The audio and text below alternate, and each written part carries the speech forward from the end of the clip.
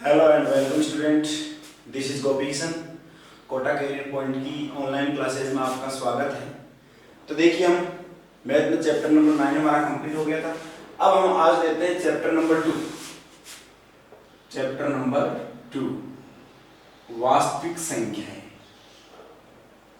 वास्तविक संख्याएं,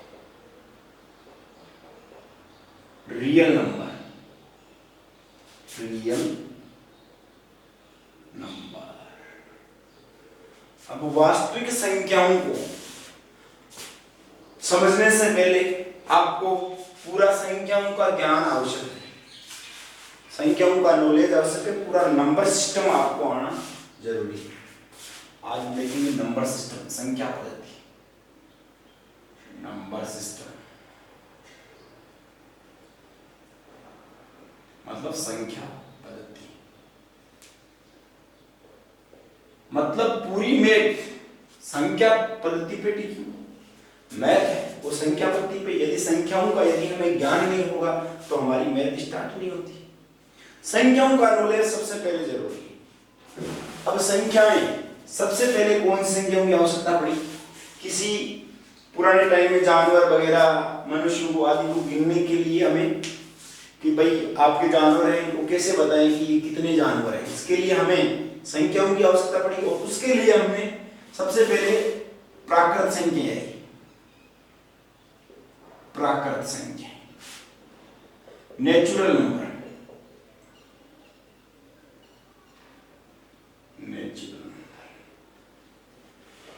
प्राकृत संख्याओं में ऐसी संख्याएं जो एक से चलकर कहां तक चलती है? इनफिनिट, अनंत तक चलती है। या गिनती गिनने वाली संख्याओं को प्राकृत संख्याएं कहते हैं, या इसको हम ऐसे कह सकते हैं गिनती गिनने वाली संख्याएं। गिनती गिनने वाली संख्याएं प्राकृत संख्याएं होती है। अर्थात एक से अनंत तक की संख्या, या कह सकते हैं हम 1, 2, 3, 4, 5 एंड सो ऑन इंफिनिट। कहां तक? 1, 2, 3, 4, 5, 6, 7, 8, मतलब आगे तक चलती रहेगी इंफिनिट तक। ये प्राकृत संख्या होती है जो 1 से स्टार्ट होती है, 1, 2, 3, 4, 5 इंफिनिट तक, इस प्रकार से आगे तक, वो होती है प्राकृत संख्या। उसके बाद में हमारी आएगी प्राकृत संख्याओं के बाद में पूर्ण संख्याएं आएगी। प्राकृत संख्याओं के बाद में कौन सी संख्या आएगी? पूर्ण संख्याएं, होल नंबर। होल नंबर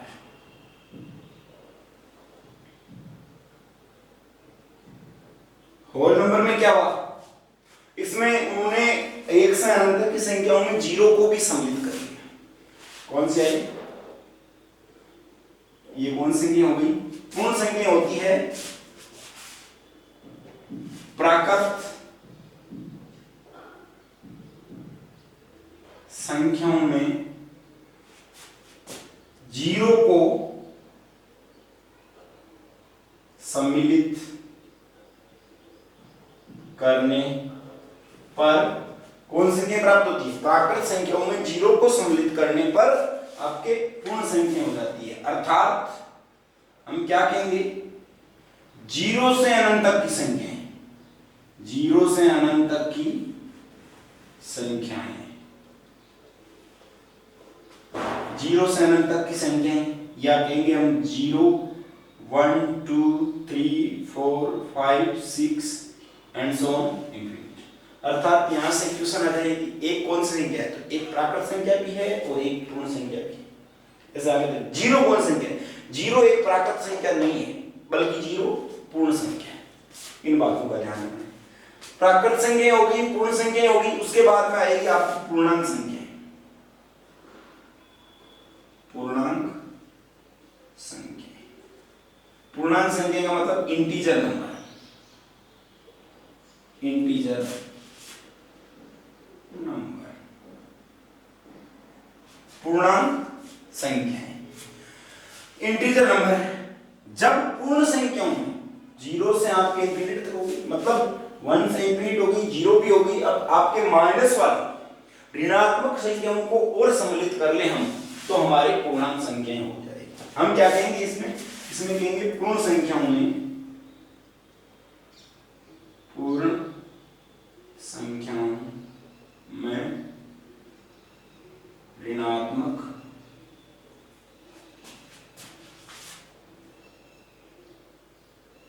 पूर्ण संख्याओं में ऋणात्मक संख्याओं को सम्मिलित करने पर, पूर्ण संख्याओं में यदि ऋणात्मक संख्याओं को हम और सम्मिलित कर ले तो वो कौन सी संख्या हो जाएगी? पूर्णांक संख्या। अर्थात वो संख्याएं, अर्थात इसमें हम कहेंगे माइनस इंफिनिट से प्लस इंफिनिट तक की संख्या।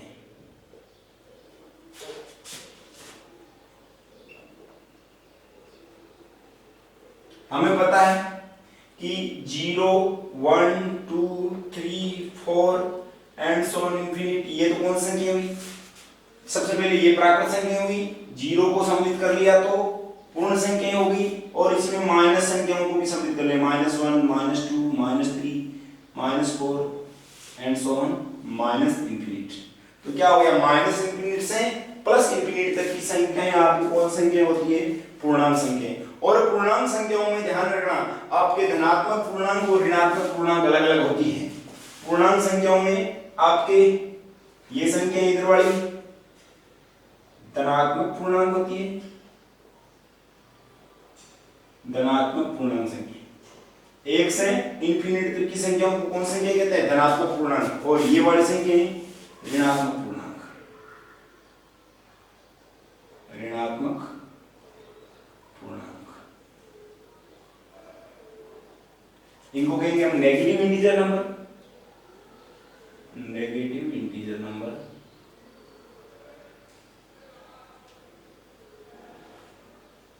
एंड इनको कहेंगे पॉजिटिव, सॉरी ये पॉजिटिव इंटीजर नंबर, और ये होगी नेगेटिव इंटीजर नंबर।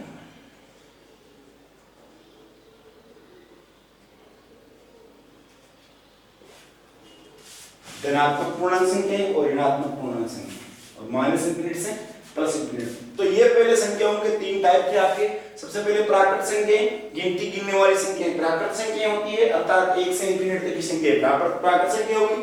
पूर्ण संख्या आपकी यदि प्राकृत संख्याओं में 0 को यदि हम और सम्मिलित कर लें तो हमारी पूर्ण संख्या हो जाती है, अर्थात 0 से इंफिनिट तक। यदि इसमें 0 को और ऐड कर लिया, और यदि 0 के साथ में नेगेटिव नंबर्स को और ऐड कर ले हम, तो वो हमारी पूर्णांक संख्या हो जाएगी। अर्थात मैंने क्वेश्चन पूछ लिया 0 कौन सी संख्या है, तो 0 आपके एक पूर्णांक संख्या है, पूर्ण संख्या भी है, परंतु प्राकृत संख्या नहीं है।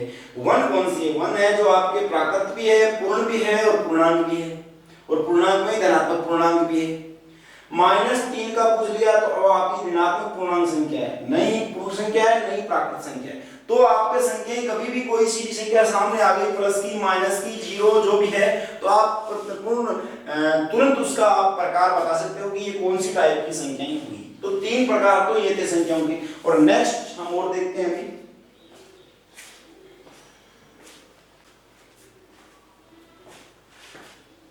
उसके बाद देखिए प्राकृत पूर्ण पूर्णांक हो गई। अब लेंगे हम सम संख्याएं और विषम संख्याएं।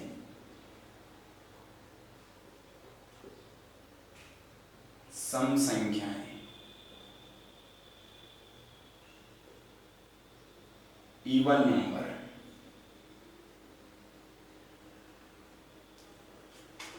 ऐसी संख्याएं जिसका इकाई अंक,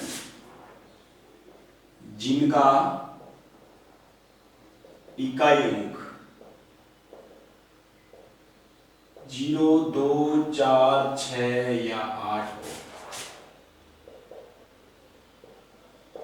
ऐसी संख्याएं जिनका इकाई अंक 0, 2, 4, 6 या 8 हो,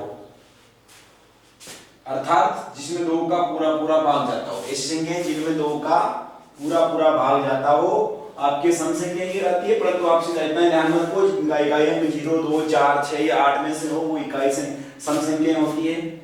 एग्जाम्पल के तौर पे आपके 60, 84, 10,586, कुछ भी हो, जैसे जिनका इकाई अंक क्या हो 0, 4, 6, 2 हो, 8 हो, कुछ भी हो, ऐसी संख्याएं आपके, या इतना है तो 1058, ये सारी सम संख्याएं होती है, विषम संख्या।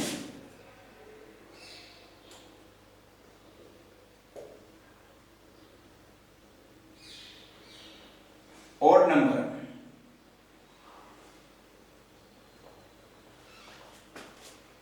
जिनका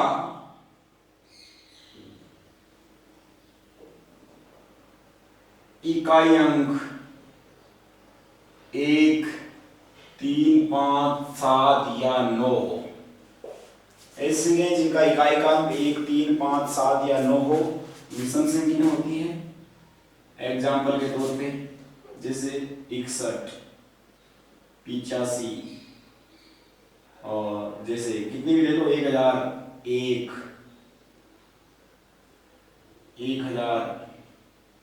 1267, कितनी भी ले लो, 10,267, जितनी भी ये संख्याएं जिनका इकाई अंक 1, 3, 5 या 7 में से हो, आपके सारी संख्याएं कौन सी संख्याएं 5, 7, 9 में से हो, वो संख्याएं विषम संख्या होती है।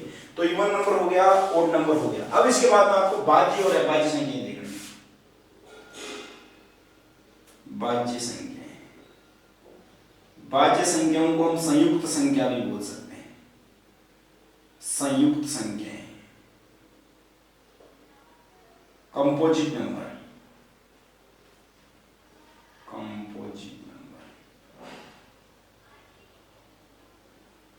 एक होती है आपकी अभाज्य संख्या,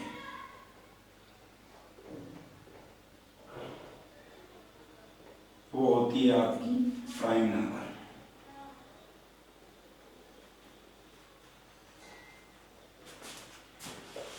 पहले देखिए आप अभाज्य संख्या को। अभाज्य संख्या वह संख्या जिसमें एक और स्वयं के अलावा अन्य किसी संख्या का भाग नहीं जाता है, जिनमें एक व स्वयं के अलावा अन्य किसी संख्या का भाग नहीं जाता है, ये संख्याएं अभाज्य संख्याएं होती है। जैसे उसके बाद इसको भी देखना साथ में ही, भाज्य संख्या या संयुक्त संख्या, ऐसी संख्याएं, ऐसी संख्याएं जिनमें एक व स्वयं के अलावा अन्य संख्याओं का भाग हो जाता है, अन्य संख्याओं का भाग भी जाता है, जिसमें एक और स्वयं के अलावा, एक व स्वयं के अलावा अन्य किसी संख्या का भाग जाता है, वो तो आपकी भाज्य संख्या होती है। जिसमें एक व स्वयं के अलावा अन्य किसी संख्या का भाग नहीं जाता है, वो अभाज्य संख्या होती है। देखिए दोनों के एग्जाम्पल हम एक साथ देखेंगे। सबसे पहले आता है एक। हमेशा ध्यान रखना, एक को न तो भाज्य संख्या कहलाती है न अभाज्य संख्या, एक नहीं भाज्य संख्या और न ही अभाज्य संख्या।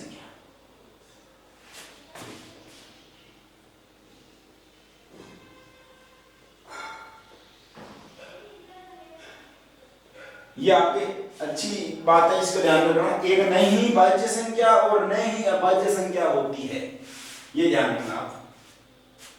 उसके बाद में एक के बाद क्या आएगा, दो। दो भाज्य हुआ या मुझे दो में खुद का जाता है और एक का जाता है, और उसके अलावा नहीं किसी का नहीं जाता, दो अभाज्य संख्या।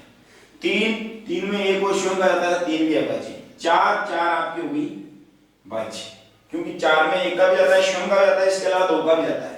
पांच अभाज्य हुई, छह भाज्य, सात अभाज्य, आठ भाज्य, नौ आपके नौ भी भाज्य, नौ में तीन का जाता है, एक और स्वयं के अलावा तीन का जाता है। 10 आपकी भाज्य, 11 अभाज्य, 12 भाज्य। इस प्रकार से ये चलती रहेगी, ये भी चलती रहेगी। अब दो क्वेश्चन छोटे से बनते हैं। एक से 100 तक, 1 से 100 तक चौतर भाज्य संख्या होती है, चौतर वाच्य संख्याएं होती है। यहां पे ध्यान रखना 1 से 100 तक आपके 25 अभाज्य संख्याएं होती है।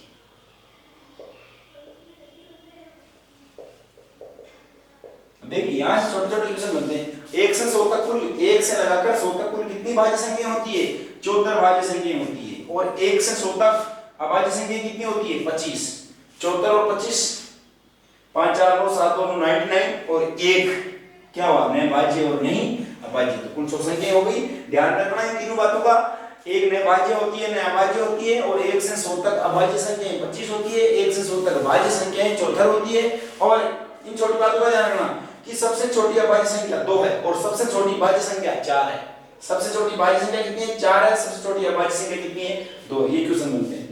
तो इस प्रकार से आपको सम संख्या, विषम संख्या, भाज्य और अभाज्य ये भी हो गया। नेक्स्ट देखिए,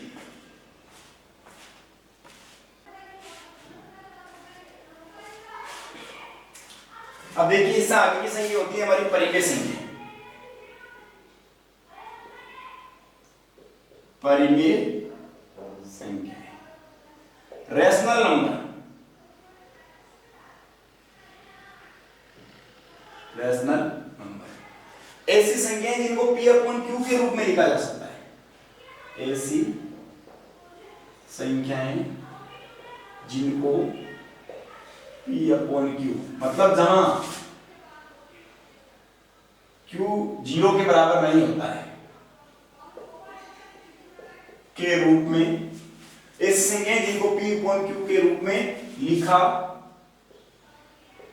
जा सकता है, परिमेय संख्याएं होती है। ऐसी संख्याएं जिनको P अपॉन Q के रूप में लिखा जा सकता है, परिमेय संख्याएं होती है। जैसे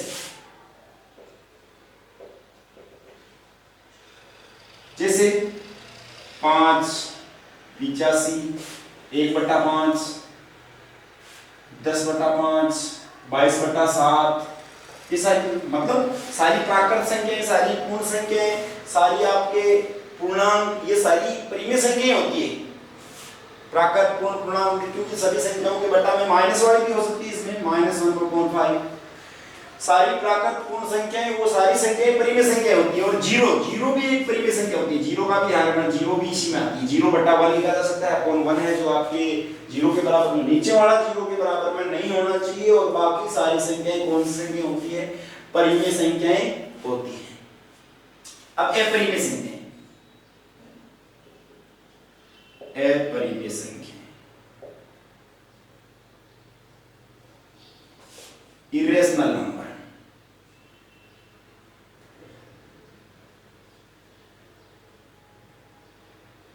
इरेशनल नंबर ऐसी संख्याएं जिनको P अपॉन Q के रूप में नहीं लिखा जा सकता,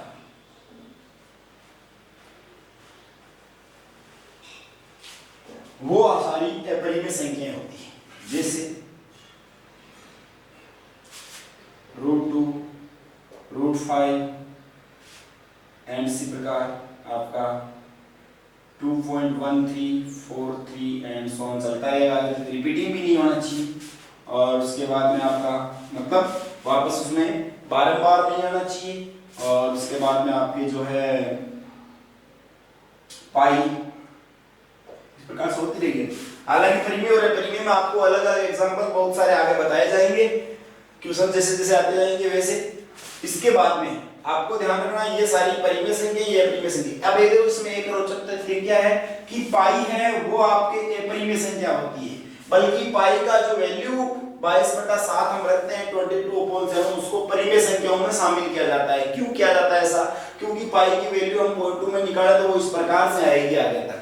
इसका इसमें डिवाइड करने पर जो आपकी वैल्यू आएगी वो इस प्रकार से आएगी। इस वैल्यू को कांस्टेंट पाई माना था उसने। तो आपके पाई क्या है? अपरिमेय संख्या है, बल्कि 22/7 क्या है? एक परिमेय संख्या है। इनका अच्छे से ध्यान रखना। ये हो गई परिमेय और अपरिमेय संख्या। उसके बाद में आएगी आपके वास्तविक संख्याएं। अब देखिए आप वास्तविक संख्याएं, वास्तविक संख्या मतलब रियल नंबर, रियल नंबर। ऐसी संख्याएं या ऐसे कह सकते हैं दुनिया की समस्त संख्याएं वास्तविक संख्याएं होती है, या ऐसे कह सकते हैं हम समस्त परिमेय और अपरिमेय संख्याएं वास्तविक संख्याएं कहलाती है। ये कह सकते हैं हम समस्त परिमेय और अपरिमेय, समस्त परिमेय और अपरिमेय संख्याएं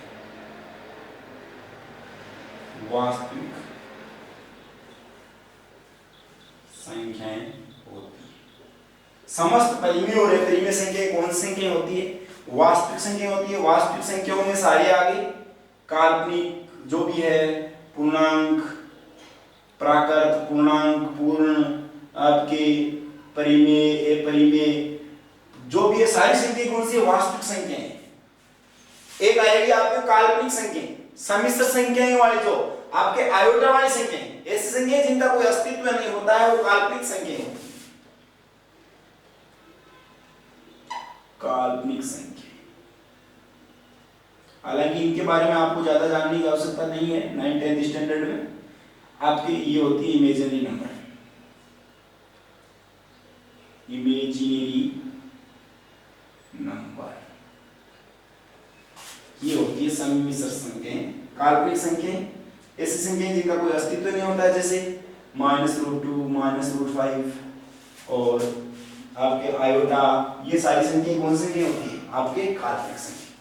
तो आपको ये संख्या होगी आपके विशेष तौर से परिमेय, अपरिमेय, और विशेष तौर से इसका ध्यान रखना वास्तविक संख्याएं रियल नंबर क्या होता है। समस्त परिमेय और अपरिमेय संख्याएं वास्तविक संख्याएं होती है। तो इस प्रकार से हमने संख्याओं का नॉलेज बढ़ा। इन सभी संख्याओं को हम एक साथ देखते हैं एक बार फिर। तो देखिए सब संख्याओं को हम एक साथ देखते हैं। हमने सबसे पहले पढ़ी थी प्राकृत संख्याएं, नेचुरल नंबर, ऐसी संख्याएं जो आपके गिनती गिनने वाली संख्याएं कौन संख्या होती है? प्राकृत संख्याएं होती है, 1 से इंफिनिट तक की संख्याएं। पूर्ण संख्याएं, जब आपके इसमें जीरो को सम्मिलित कर लिया जाए, 0, 1, 2, 3 इंफिनिटी, मतलब जब पूर्ण प्राकृत संख्याओं में जीरो को सम्मिलित कर लिया जाए तो पूर्ण हो जाती है। जब पूर्ण संख्याओं में ऋणात्मक संख्याओं को और सम्मिलित कर लिया जाए, जैसे आपका 0, 1, 2, 3 एंड सो ऑन इंफिनिट, इनमें अगर ऋणात्मक संख्याओं को हम और जोड़ ऐड कर लें तो वो होती है आपकी, या कह सकते हैं -इंफिनिटी से +इंफिनिटी की संख्या आपकी पूर्णांक संख्या। उसके बाद में सम संख्याएं, ऐसी संख्याएं जिनका इकाई अंक 0, 2, 4, 6 या 8 हो, इकाई अंक, ऐसी संख्याएं जिनका इकाई का अंक 0, 2, 4 या 6 या 8 हो, सम संख्या होगी। और ऐसी संख्याएं जिनका इकाई अंक आपका 1, 3, 5, 7 या 9 हो, वो सारी संख्याएं कौन सी होगी? विषम संख्या होगी। भाज्य संख्याएं, ऐसी संख्याएं जिसमें एक व स्वयं के अलावा अन्य किसी संख्या का भाग जाता है। भाज्य संख्याएं एक व स्वयं के अलावा अन्य से विभाजित, एक व स्वयं के अलावा किसी अन्य संख्या से विभाजित संख्याएं सारी कौन सी होती है? आपकी भाज्य संख्याएं। और एक व स्वयं के अलावा अन्य किसी संख्या से, एक व स्वयं के अलावा अन्य संख्या से विभाजित नहीं होने वाली प्राइम नंबर होती है।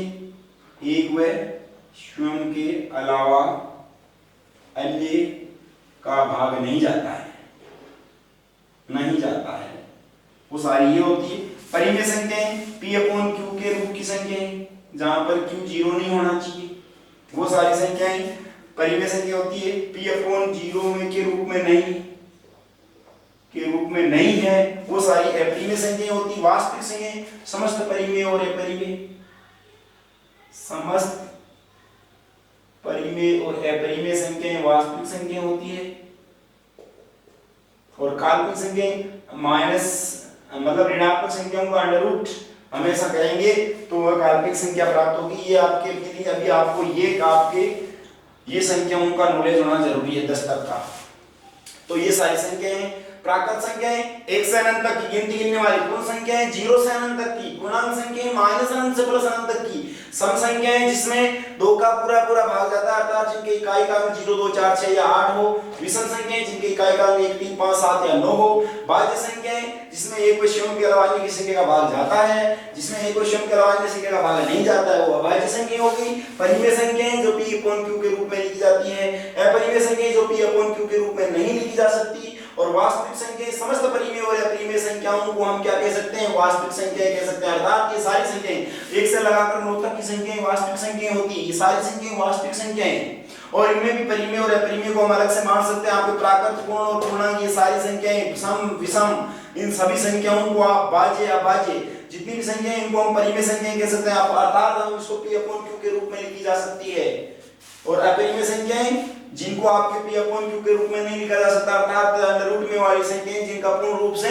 वर्गमूल नहीं होता है वो आपके अपरिमेय संख्या होती है। अर्थात दोस्तों इन आपके संख्याओं के इस नॉलेज को अच्छे से जाएगा और हम बाद में स्टार्ट करेंगे हमारी वास्तविक संख्याएं, रियल नंबर। धन्यवाद।